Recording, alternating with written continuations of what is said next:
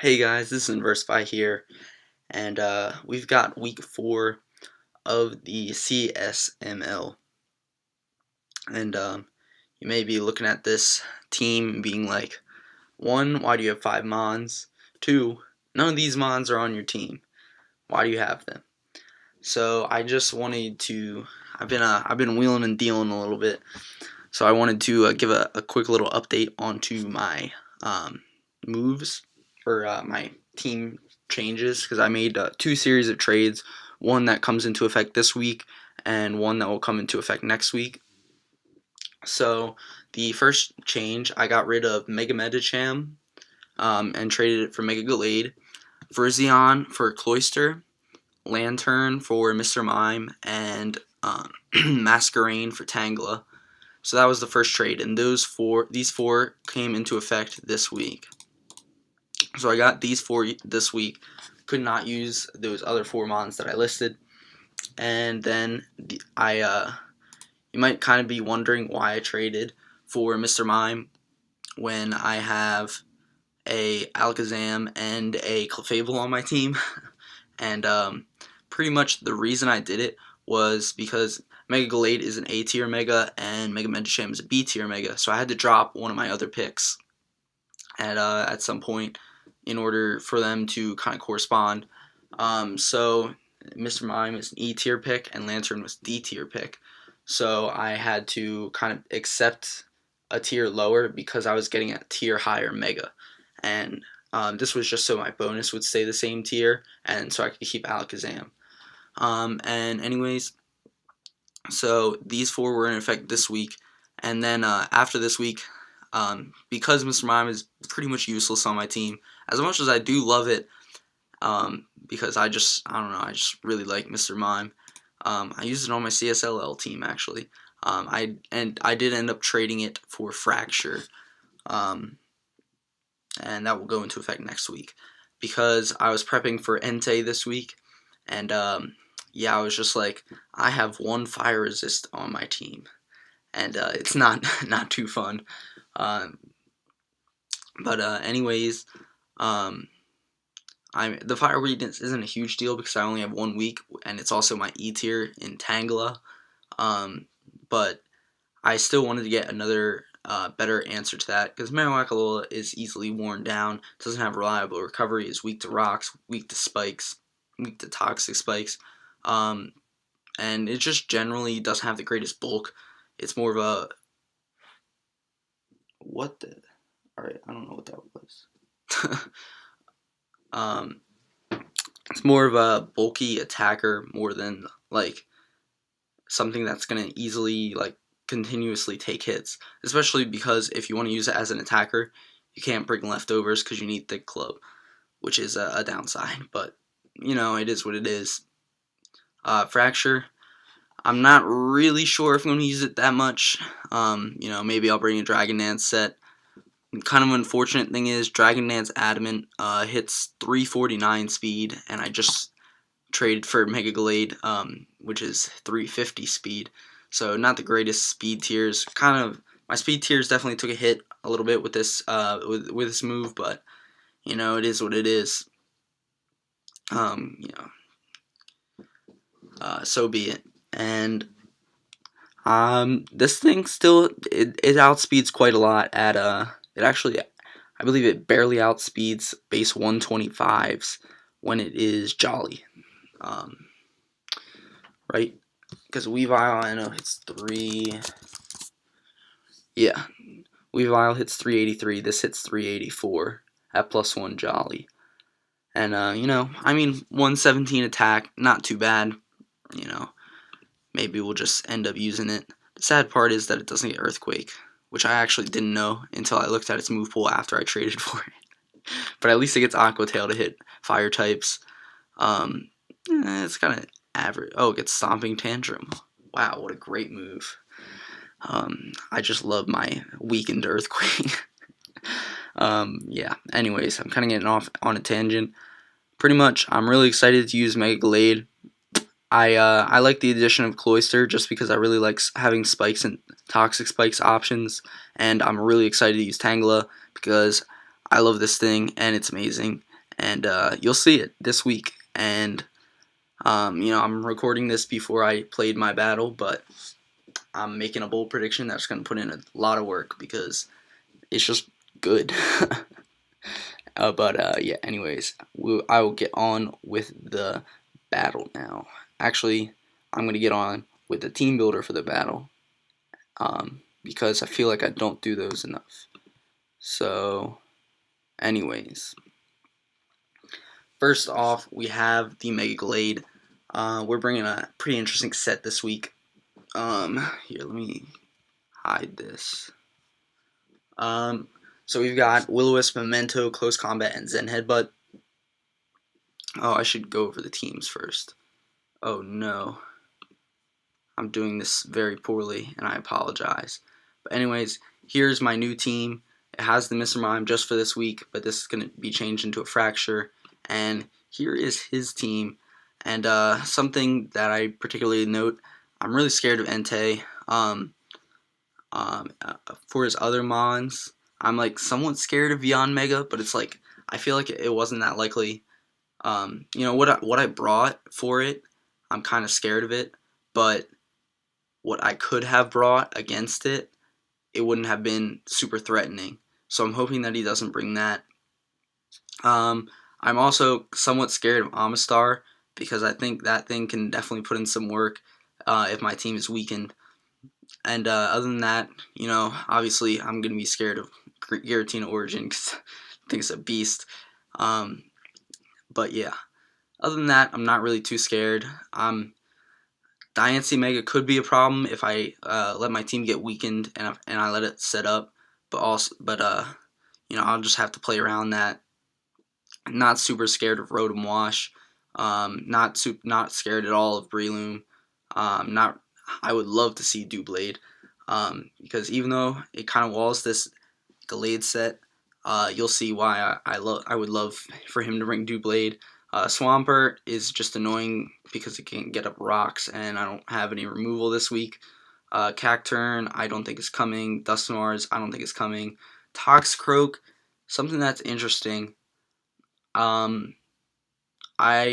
mean, it's something that like I feel like he doesn't like to bring, but also I feel like Toxicroak, I definitely don't want to see it. I don't think I would like straight up lose to it, but it's just something that I really like would rather not see. Yeah. But if he doesn't bring Entei, I'm gonna be like actually like so happy because this thing just mauls me because of my lack of a fire resist. Like you look at this team, it's like where's the fire resist? There's Alolan Marowak, and that's it. Yeah. But anyways, overall, I think once Fracture comes in here, I think the overall changes are going to be positive for me. Even though I do love Mega Medicham, I think Mega Glade's just a lot better. And honestly, Lantern's kind of like an E tier mon in my mind. So like trading Lantern to a Fracture, it honestly like I wasn't like, oh no, I'm getting a severe downgrade here. Also, I really was not in the mood to use Virizion, because you know, I kind of underestimated how little coverage it is. It gets. It's honestly just not that good, and I should have picked Millowood. But oh well, you live and you learn. So I'm excited to use Cloyster. I'm bringing a Shell Smash set this week, but I'm not like I'm not like a super big fan of Shell Smash Cloyster. It just happened to be pretty good this week, and yeah, I like hazard stacking. But anyways, yeah. So getting into my team, Will-O-Wisp, Memento, Close Combat, and Headbutt. This Gallade is here, and it purposely gets walled by Doublade. And the reason for that is I want to Will-O-Wisp Doublade, so that's like kind of a bonus. Will-O-Wisp and Doublade to make it weaker, and then if I Memento on it, then that is completely free setup for my Cloyster, which can come in and pretty much win the game. Yeah, there's really nothing that can take this thing on once it is at +2. I don't remember what I'm creeping. Yeah, I don't remember what I'm creeping. But his team is like really slow. So, like his fastest mon is Mega Diancie, and obviously that can't be scarfed. I mean, obviously Cloyster has insane bulk on the physical side to take priority, which he does have a lot of. He has extreme speed on Entei, Shadow Sneak on Doublade, and Giratina, potential Sucker Punch on Rotom, and Toxicroak, and Cacturne, and Shadow Sneak on Dusknoir too.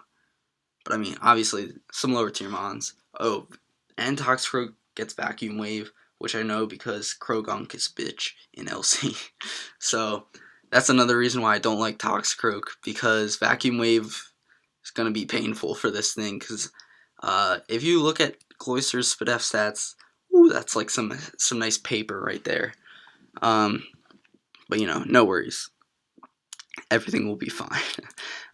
Anyways, oh yeah, and Natural Gift, Lychee Berry. That's a 100 base power grass move to catch the Rotom-Wash. And it'll straight OHKO that thing at +2. Whew. Moving on, we have Empoleon. Got bringing an Assault Vest variant this week. Oh, I wanted this grass not to be HP grass. It's a good thing I caught that. Yeah, I wanted it to be HP grass because it'll hit Rotom-Wash harder. Although I do have grass out on Thundurus, but I'll explain that later. Pretty much just stab HP grass because he has a lot of grass weak mons, and also Empoleon is kind of the main answer to a Shell Smash not Cloyster, Omastar. So HP grass will definitely be able to take that thing out. And yeah, pretty much this thing's here to take some hits, deal some damage, and you know, maybe pick some weaken things off with an Aqua Jet. But yeah, not too much else to say about this one. Moving on, we're bringing the Tangela set. Now, if I didn't bring this set, I kind of got like steamrolled by Cloyster, I felt, or not Cloyster, Breloom. It's not really true. I don't really get like steamrolled by it, but it's just really annoying for like me to switch into, because like the main thing I would want to switch into is like Mega Gallade, but then that can also get spored, and I can't even run safety goggles. But Tangela pretty much just completely destroys Breloom, and I only ran HP Flying because I wanted to like not be SD. Like, I didn't want him to just start setting up SDs on me for free, because the other move, the fifth move that I wanted was Knockoff, and then if I'm running that set, I'm like, I'm really Breloom fodder, and it's not great to just not be able to touch the Pokemon that you're supposed to switch into, and especially because that is his answer to like a Leech Seed, and nice Leech Seed is really nice. Leech Seed and Sleep Powder for that matter. Besides like Magic Bounce Diancie. So if he has Mega Evolved Diancie, then might have to go for more predictions. But as long as he hasn't Mega Evolved that, you know, pretty much just going for like a Leech Seed or a Sleep Powder is just completely free. And his team really just doesn't enjoy it. Like something like a Giratina is just going to get worn down really quickly using Leech Seed, because it doesn't have any recovery, it doesn't have leftovers. And kind of the same thing for the Doublade. I was running Knockoff over Leech Seed, but I like Leech Seed more, especially because if something's already asleep and then I want to Leech Seed it as Entei wants to switch in, because Entei can generally switch into this, it'll give me some extra recovery to my Entei switch in, which is Marowak-Alola, which already doesn't have great recovery. So it would definitely appreciate that. And you know, I honestly just completely wall like so many things, like non-sword stance to blade. I wall Breloom. I wall physical Giratina. This thing actually takes hits from Entei too. Like Adamant Band, like Flare Blitz doesn't kill after rocks, and then maybe I can put it to sleep with Sleep Powder, and then that's a huge threat that's neutralized. And my EVing is like for Eviolite numbers. Yeah, that's pretty much it. So next we have the Thundurus. This thing outspeeds this whole team, and I was kind of considering running Nasty Pod over Flash Cannon, but I was looking at his team, didn't really have a great way to set up, and if I wanted to set up, I'd probably just do it with Cloyster anyway. Yeah, I was kind of toying between Electrium Z and Darkinium Z on this set, because I wasn't sure if I was weaker to like Giratina or but I decided on Electrium Z for the Entei because it pretty much just nukes Entei. If there's like any kind of chip damage on Entei, it's gonna die. And once there is chip damage on it, or at least like if there's no chip damage on it and then I Electrium Z it and then he kills me, then Aqua Jet from Empoleon can knock out the Entei. So it's kind of like a neutralized threat. And then pretty much Alolan Marowak, Stealth Rock. I actually didn't run a fire move this week because it's like just not good. Like it doesn't hit anything. Like it doesn't really hit anything harder. So I'm using this to get up rocks, which is really nice to chip away at the Entei, as I mentioned, and just in general.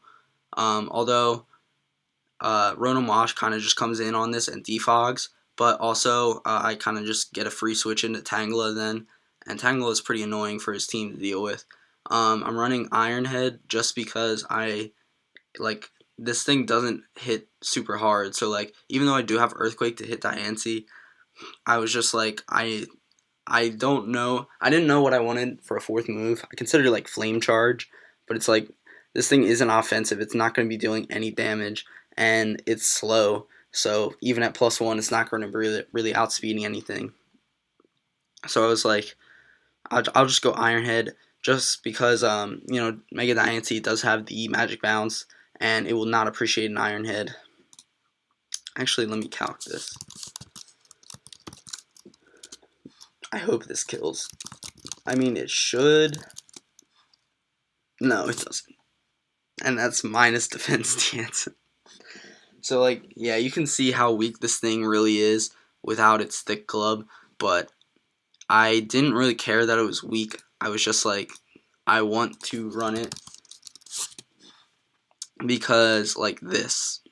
I need something that doesn't get pretty much O-code by Entei. And, yeah. If you click Stone Edge, I'm going to be sad. But then I'll double into the Tangela. Yeah. But anyways, I went with Curse Body this week. It's kind of a toss-up between Curse Body and Lightning Rod. Lightning Rod can catch like a Rotom's Volt Switch, but also like I don't want to stay in on Hydro Pump, and this is my switch into Rotom anyway. But Curse Body can also, like, if he's like an Entei locked into like Flare Blitz, then there's a 30% chance that he just like is forced to go for Struggle, and then that's a completely free switch. But yeah, so there's the team. Yeah, and I'll see you when the battle starts. Guys, we're at the battle, and a couple small things. I changed the Tangela. It had HP Flying, but I changed it to HP Psychic because I was kind of scared of Toxicroak coming, but it didn't come, so it's like, guess I shouldn't have changed it, but whatever. So yeah, we're gonna get into this. It is gonna be oh, so yeah, I'm gonna lead off with my Thundurus. He's gonna lead off with Breloom. I'm gonna go right into my Tangela because I don't want to get anything spored, as he does go for the spore here. Now he's gonna go for the Mach Punch. Just gonna do a clean 15, and you know, I'm gonna do over half with the hidden power. And now here I'm going to predict the switch, go for the Leech Seed. I'm gonna heal back up to full, as he is going to make it double, as I went for the Sleep Powder. And you know, good play. So I'm gonna hidden power here, and as he goes into Omastar, now I will go for the Giga Drain as he Toxics me, which is pretty annoying. So now he goes into Giratina, and I honestly pretty much just saw a chance to win right here, because if I can put this thing to sleep, because I can live a Draco Meteor if he's defensive, which I thought he would have been, then Cloyster can set up on it, and yeah, I pretty much win the game if Cloyster sets up. He has absolutely nothing to stop it, except for perhaps a Rindo Berry on his Rotom. So I do go for the Sleep Powder, as unfortunately it will miss, and yeah, that it's pretty unfortunate, because it means my my Tangela is quite weakened. Go out into my Thundurus. Yeah, and then he's going to go back into his Giratina. I'm going to go for the Dark Pulse. It's going to do a clean 29%, and that's just sad. Yeah. So anyways, I go into my Alolan and Marowak here, and I'm going to get up my rocks, as he makes a good play and goes into Yanmega. And I'm just going to sack my Tangela here, because I don't really have a great switch into this thing. So yeah, I'm going to go into my Empoleon now. It's going to take 17 from the Bug Buzz, but unfortunately it is going to get the Spadef drop. So I really don't want to stay in and take too much damage, as he makes a good play and goes for the Shadow Ball. I did have the Aqua Jet there, but it did not kill. So he's just going to take me out here with a Shadow Ball and die to his own Life Orb Recoil. So now he's going to send out his Rotom-Wash. I'm going to go into my Gallade, and I'm just going to Mega Evolve straight up, as he reveals that he is Scarf, and I was like, ooh, that's not a good thing. But yeah, I'm going to go for the close combat here on the Diancie, and now it is a speed tie, and fortunately I do win it. I went for the Zen Headbutt because I didn't want to lower my defenses, and now I kind of realized that Cloyster's never going to get the chance to set up, so I'm going to sack it, and he's going to go into his Giratina. So now here, I go for Will-O-Wisp, because his best play would have been to Shadow Sneak me 2 times, because then, see, what he goes for is like Will-O-Wisp also, which is a bad play on his part, because I could have fired off a Zen Headbutt there, and then Zen Headbutted him again, even while I was burned, for basically 1.5 times the Zen Headbutt damage, whereas if he had Shadow Sneaked, he would be able to Shadow Sneak and then Shadow Sneak again and kill me, and he would have only taken 1 Zen Headbutt's worth of damage. So I went for the Will-O-Wisp, so that way I could get Burn Chip and then also survive the second Shadow Sneak. But he just, for some reason, decided to go for Will-O-Wisp instead. Kind of a choke play on his part, but you know, it is what it is. And yeah, he's gonna take me out there, and then he's gonna get some chip on this Empoleon with Draco, as I do take it out with a Flash Cannon.